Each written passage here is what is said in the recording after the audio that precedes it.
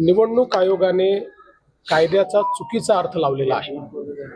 या निवडणुका रद्द करणं हे अत्यंत चुकीचं आहे।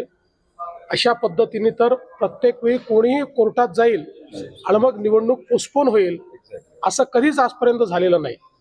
कुठला कायदा निवडणूक आयोग काढताय, कुठला कोणाचा सल्ला निवडणूक आयोग घेताय याची मला कल्पना नाही। पण जो कायदा मी बघितलेला आहे, जेवढा माझा कायद्याचा अभ्यास आहे, मी अनेक वकिलांशी देखील बोललो, त्या सगळ्यांचं मत आहे की अशा पद्धतीनं या निवडणुका एखादा व्यक्ती कोर्टात गेलाय म्हणून पुढे ढकलता येत नाही। काही तर अशा प्रकारचे देखील आहेत त्या ठिकाणी। आता निलंग्याचं आपण उदाहरण घेतलं, काल संभाजी पाटील निलंगेकर माझ्याशी बोलले। निलंग्यामध्ये सगळी प्रक्रिया पूर्ण झाली, एक कोणीतरी ज्याचा फॉर्म रद्द झाला होता तो कोर्टात गेला, कोर्टाने त्याचा फॉर्म रिजेक्ट केला, तो काही ऍक्सेप्ट केला नाही।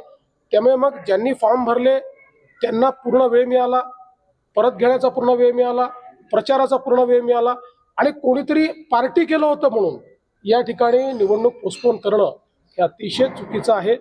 अर्थात निवडणूक आयोग स्वायत्त आहे, त्यामुळे त्यांना निर्णय घेण्याचा अधिकार आहे। पण माझं मत आहे की कायदेशीररित्या या ज्या निवडणूक आयोगाने पोस्टपोन केलेल्या आहेत त्या पूर्णपणे चूक आहेत।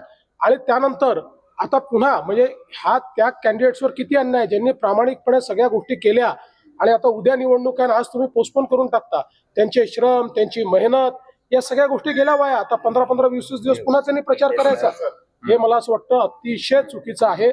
आणि या संदर्भात निश्चितपणे आता तर निवडणूक होऊन जाईल, पण आम्ही या संदर्भातलं एक रिप्रेझेंटेशन निवडणूक आयोगाला निश्चितपणे देऊ की अशा पद्धतीने या निवडणुका पोस्टपोन करणं चुकीचं होईल। नगर विकास विभागानं पण याचा चुकीचा अर्थ लावला नाही का? मग आता नगर विकास विभागाचा याच्यात संबंधच नाहीये। याच्यामध्ये संबंध हा फक्त या ठिकाणी इलेक्शन कमिशनचा आहे। इलेक्शन कमिशन पूर्णपणे स्वायत्त आहे।